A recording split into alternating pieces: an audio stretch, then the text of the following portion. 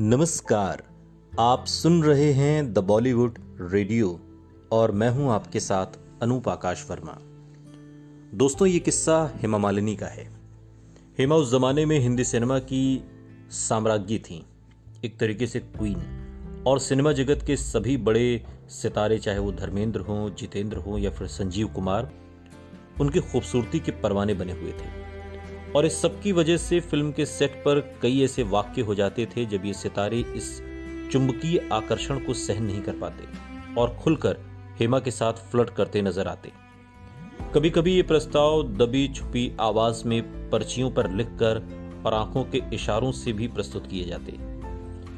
हेमा के निजी कर्मियों, मेकअपमैन, हेयर ड्रेसर, इन सब का उपयोग संदेशवाहक के तौर पर किया जाता था और कभी सहकर्मी और परिवार के सदस्यों के माध्यम से गंभीर प्रस्ताव भी भेजे जाते थे, लव लेटर्स।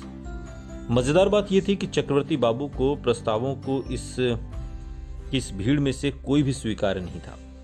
चक्रवर्ती बाबू यानी कि हेमा मालिनी के पिता, वो उत्तर भारतीय फिल्मी नायकों के प्रति अपनी घृणा और पूर्वाग्रह को छिपाने का कोई भी प्रयास नहीं करते। हालांकि इसके लिए उनके पास एक ठोस वजह भी थी। चक्रवर्ती बाबू और जया जी यानी कि हेमा की मां उन दिनों की स्टार एक्ट्रेस वैजंतीमाला के बारे में फिल्मी गलियारों में होने वाली चटकदार गप्पबाजियों को लेकर भी अत्यंत चिंतित रहते थे। वैजंतीमाला एक प्रतिष्ठित अयंगर ब्राह्मण परिवार से आती थीं और हेमा के अभिभावकों के लिए वो एक आदर्श थीं।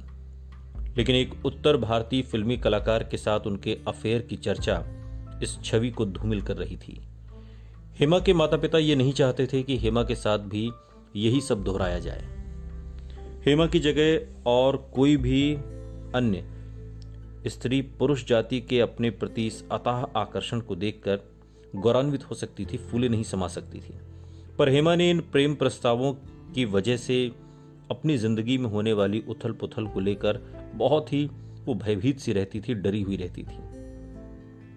वो कहती, मेरे पास पैसा था, प्रसिद्धि थी, पर मन की शांति कहीं खो सी गई थी। मैं दिन रात शूटिंग में व्यस्त रहा करती थी और मेरे पास रुकने या विचार करने का समय था ही नहीं।